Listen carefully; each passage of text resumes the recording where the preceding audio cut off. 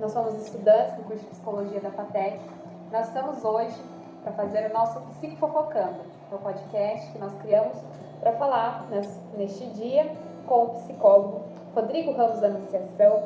Ele que é graduado em Psicologia pela Faculdade de Jandaia do Sul, graduado no curso de Gestão de Recursos Humanos na Faculdade de Tecnologia do Vale do Ivaí, que é a FATEC. Ele é atualmente psicólogo clínico, psicólogo na instituição de longa permanência para idosos e atua como docente na FATEC também. Ele tem experiência na área escolar, da saúde, dentro do contexto da psicologia, é especialista em saúde mental e atenção psicossocial, diversidade de gênero na escola e psicologia cognitiva comportamental, e educação especial e inclusiva. E atualmente ele está atuando também como psicólogo no Conselho da Comunidade, na comarca de São João do Ivaí. E também nós queremos, como alunas, fazer umas perguntas para ele, entender como que é a vida dele, como psicólogo. A gente quer entender como que se deu essa... Nós queremos saber com você, Rodrigo, como que se deu para você escolher a faculdade de psicologia, como partiu de você essa escolha por psicologia e como foi para você estudar psicologia. Certo, boa noite, eu agradeço o convite que vocês fizeram a mim, fico muito honrado de poder expressar para vocês e também para o público sobre esse quesito da graduação em psicologia. Bom, a minha escolha com a psicologia se deu já desde pequeno. Eu tive contato com a psicologia e desde a infância, quem me conhece pode provar isso, eu sempre falei que eu gostaria de atuar como psicólogo, fazer a graduação em psicologia. Então, tive muitas dificuldades para escolher. Chegando no momento de escolher de fato o curso que eu iria graduar, às vezes me veio alguns pensamentos de desistir. Mas não desisti. Então, em 2015, eu ingressei na faculdade de Jandaia do Sul. E lá, cada dia mais eu fui tendo a certeza que, de fato, era a profissão que eu gostaria.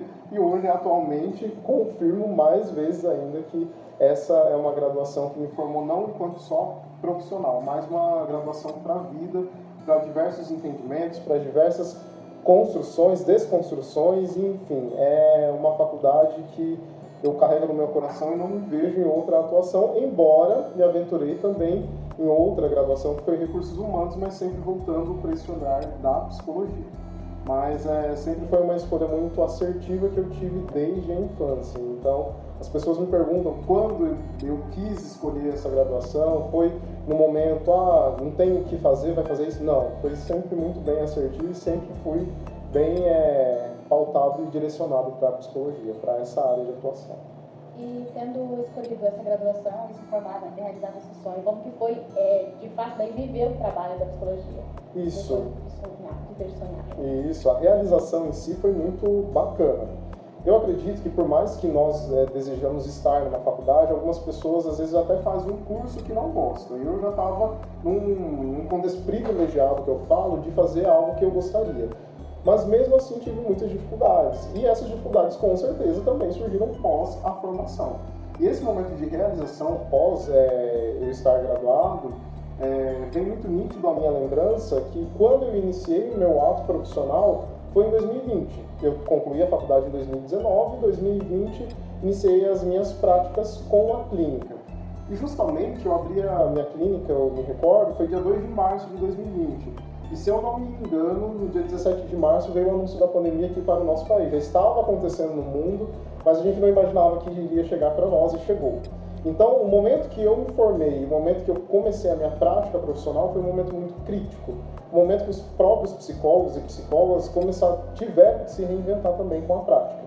E as demandas começaram a surgir de maneira abrupta, então foi um processo dificultoso, que eu não imaginava não imaginava passar, mas que de alguma maneira me ensinou muitas coisas também. E me ensinou, já naquele primeiro momento, que o caminho da psicologia, por mais que se tenha uma fala muito bela, muito às vezes até fantasiosa, ela tem uma realidade que cabe a nós profissional muitas vezes questionar. E foi a partir dessa época e também de várias discussões, principalmente em aulas de psicologia social, que eu travei uma filosofia de vida dentro da psicologia e da minha atuação, questionar para transformar. Então eu sempre busco isso e eu acho que nesse momento que eu ingressei para o lado profissional, eu trouxe esse aspecto de questionamento. E 2020, toda aquela loucura, tudo aquilo que estava novo para todo mundo, foi uma postura que eu adotei e iniciei o meu processo com a psicologia.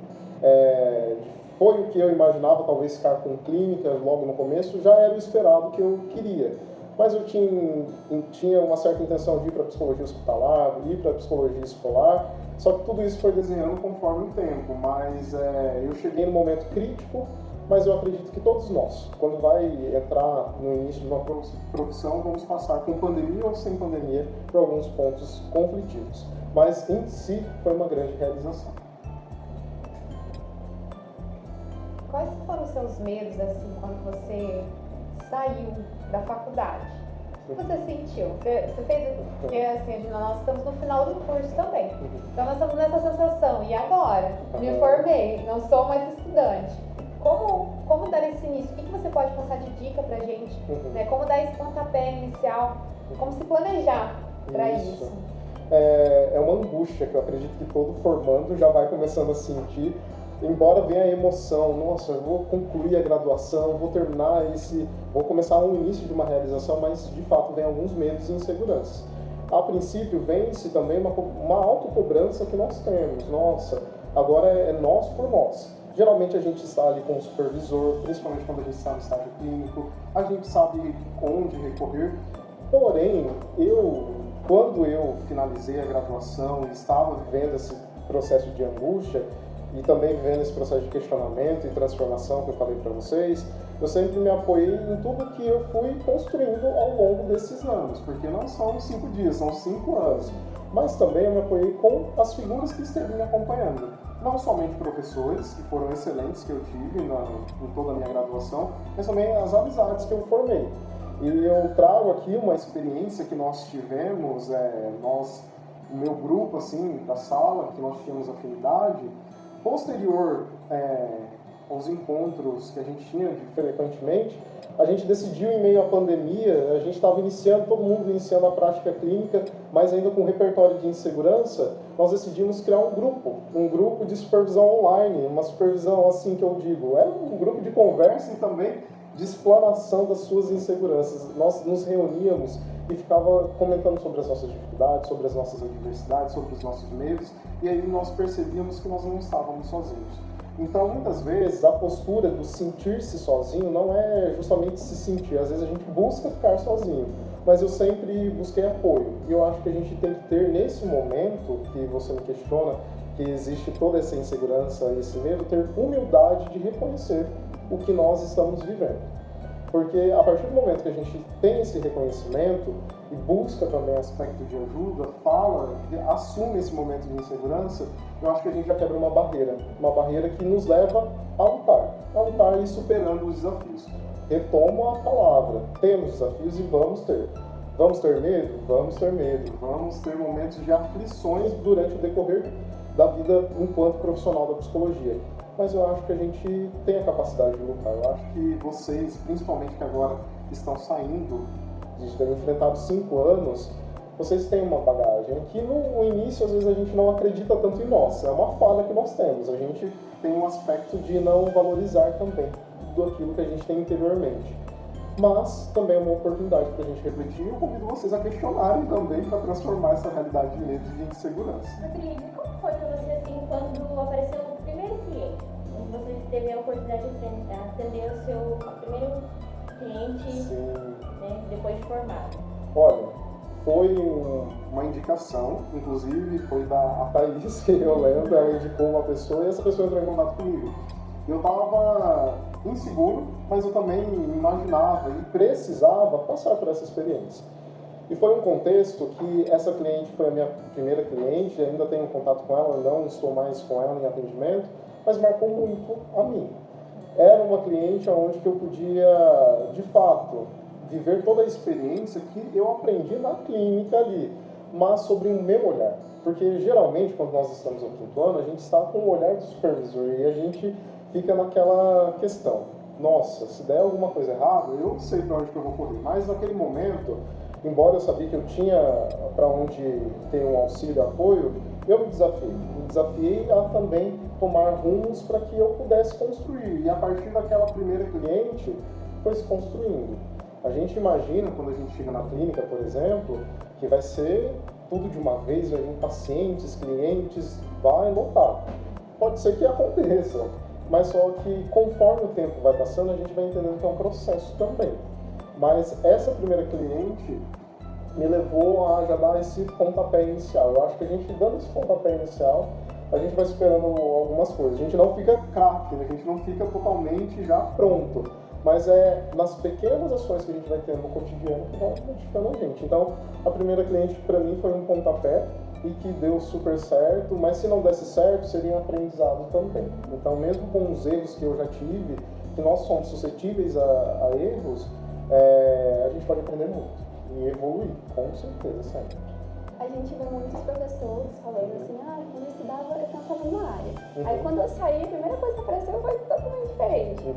Teve isso com você, você que já passou por várias áreas, né? Qual foi a mais surpreendente também? Olha, eu inicialmente, eu pensava em clínica, mas não era aquele foco que eu queria, porque recentemente, antes da minha formação, eu tinha feito um curso de psicologia hospitalar no Pequeno Príncipe. E eu fiquei encantado pela área. E antes da área da psicologia hospitalar, eu estava encantado pela psicologia escolar, porque eu fiz estágio por 2 anos em um CMEI. Então eu ficava, nossa, eu quero muito escolar. E aí depois veio hospitalar, meu Deus, eu preciso. Eu já estava vendo pós para hospitalar e estava enraizado nessa área. Porém, como eu falei, veio a pandemia, eu me assegurei ali com a clínica. Posteriormente, aí eu fui deixando de lado, fui vendo a clínica, mas aquele ano, junto à pandemia, veio uma parceria da UEM com a região para fazer atendimentos na saúde para diminuir as demandas de pessoas que foram acometidas com Covid. E aí eu me encontrei em uma outra área, e essa área partiu comigo, assim, um divisor de águas mesmo, no qual eu me identifiquei, que foi a saúde pública. E não tive tantos contatos na instituição enquanto eu estava estudante acadêmico, mas depois que eu tive na prática ali, vivendo aquela realidade, eu me surpreendi. E aí, de 2020, eu fiquei até o final do ano em Jardim Alegre como psicólogo da saúde. 2021, a partir de junho, eu me tornei psicólogo da saúde da minha cidade. E aí, pronto, mergulhei nessa área e fiquei até o começo do ano, que aí eu fui para outras áreas. Mas, contextualizando, geralmente, quando a gente chega, se forma, a gente vai encarar o que vem para nós, porque é uma experiência. Mesmo que não seja a área que nós planejamos, eu acredito que seja uma experiência. Hoje, eu trabalho com idosos. Eu tive contato com idosos no meu estágio institucional no 4º ano, em 2018, por exemplo. E agora retornei como psicólogo de uma instituição de longa permanência. Foi uma volta e tanto, porque eu estava acostumado com um tipo de processo e hoje eu estou com um outro tipo totalmente diferente, mas que é uma experiência. Então, a gente chega, após a gente passar pelo processo de graduação, às vezes focado em uma área. Só que a vida vai desenhando coisas para nós que às vezes a gente vai se adaptando. E eu entendo que todos esses trabalhos que eu fiz foram de grandes experiências.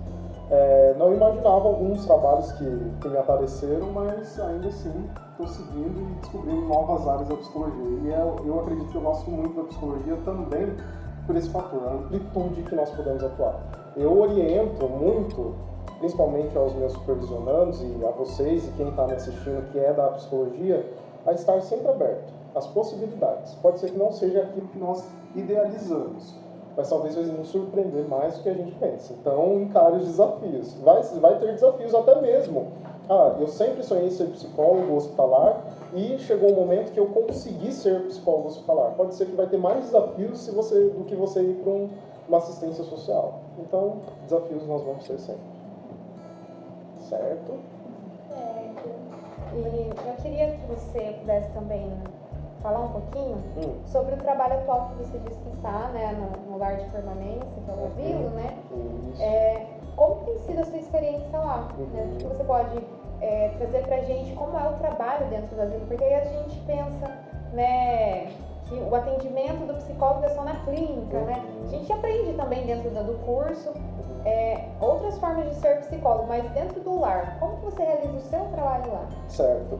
Difere muito, de fato, do modelo clínico que nós geralmente estamos acostumados a lidar. Na graduação a gente estuda muito essa parte clínica, porém, a parte institucional, ela se diferencia em diversos setores. E principalmente onde que eu estou, numa instituição de longa permanência para idosos, o trabalho é voltado de uma forma diferenciada, porque, convenhamos, os idosos lá, eu trabalho com idosos grau 1, 2 e 3, ou seja, grau 1 de dependência é aquele idoso que tem mais independência, ele consegue ainda ter suas atividades preservadas, consegue tomar banho sozinho, se locomove tranquilo, não tem muitas dificuldades.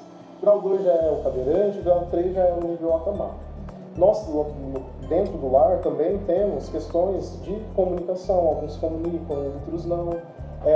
Entendimento. Se eu for levar, por exemplo, a minha abordagem está voltada a TCC.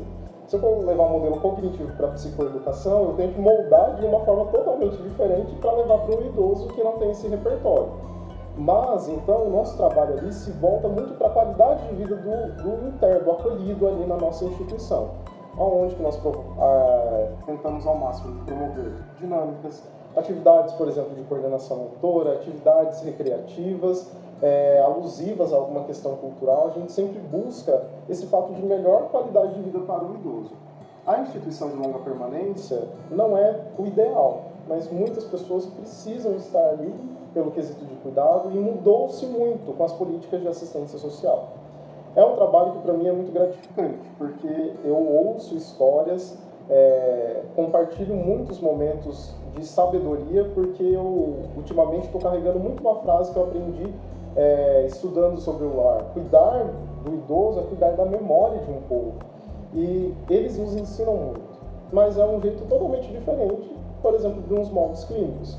Promovo a escuta ativa, que nós temos dentro da clínica, promovo, mas é um cenário diferente. Não é um ambiente, um set terapêutico fechado, não é um aspecto que a gente costuma ver em clínica. É totalmente diferenciado, mas voltado também para a saúde mental deles, para a qualidade de vida deles enquanto acolhidos. É uma experiência muito significativa, diferente, mas que eu gosto bastante, gosto muito de estar.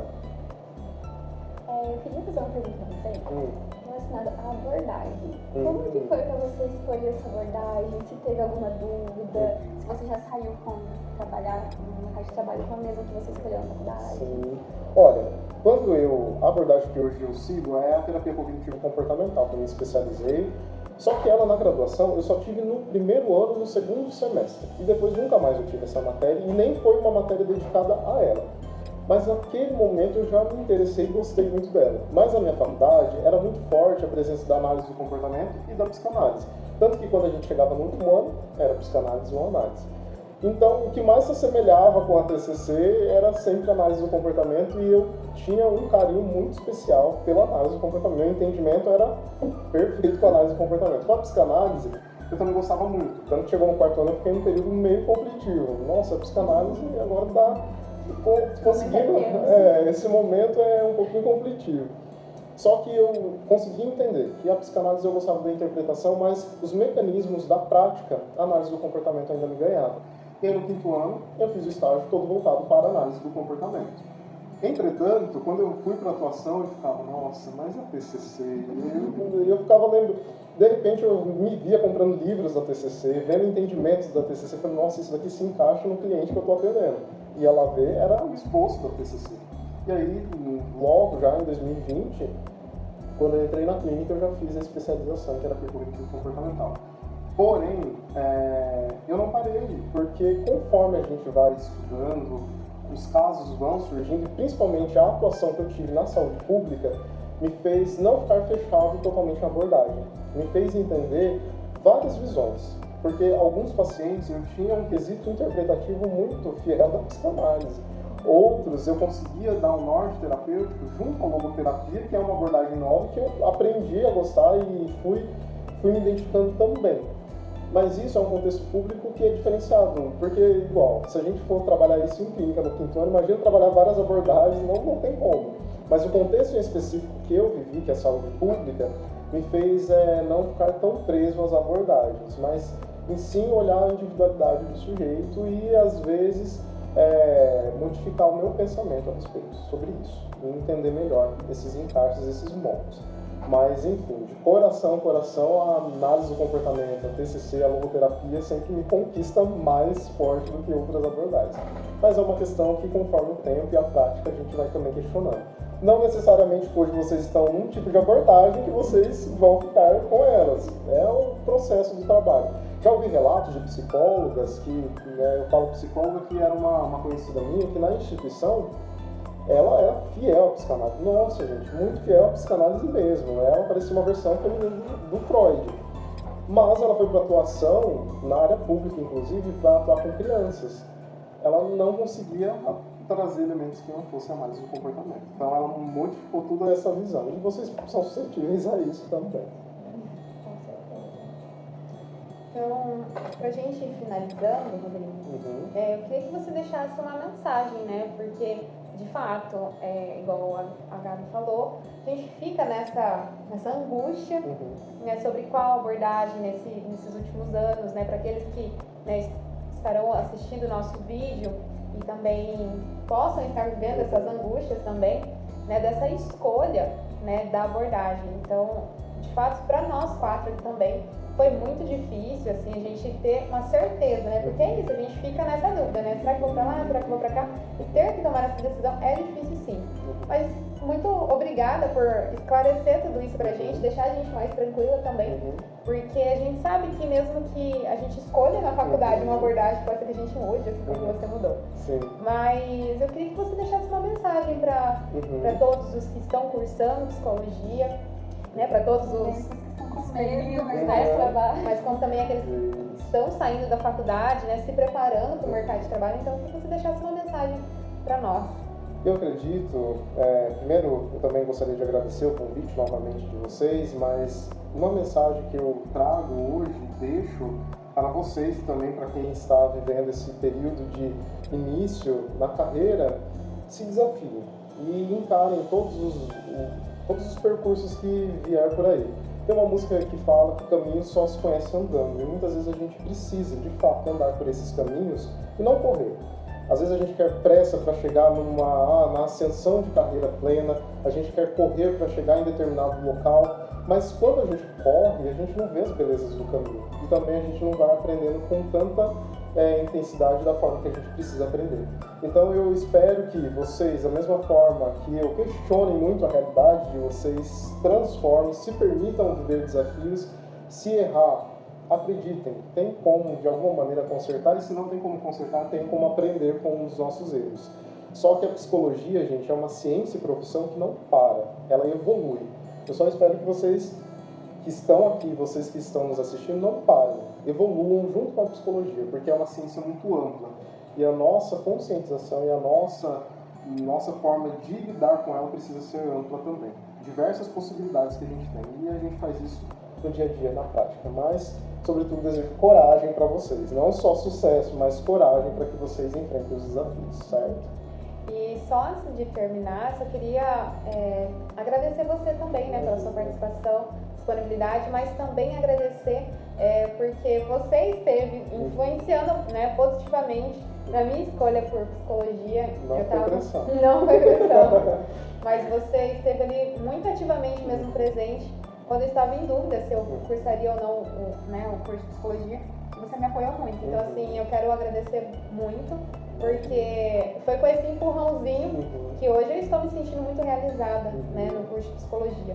Então, eu quero agradecer, quero que seja muito próspera a sua vida como psicólogo, que você tenha muito mais experiências, né, pela frente, e que você possa transmitir ainda mais o seu conhecimento, né, para todos os pacientes, todos os alunos, todos aqueles que passarem pela sua vida e pela sua vida profissional. Muito obrigado, agradeço. Então agradecemos, gente, você que acompanhou até agora, né, e que vocês possam também se decidir. E além de tudo isso, gente, um recadinho: procurem terapia, façam terapia. Nós estamos aqui, né, nas angústias da nossa formação, porém nós sabemos o quão importante a gente fazer terapia, tá bom? Então a gente agradece mesmo vocês terem acompanhado até agora e até mais. Tchau!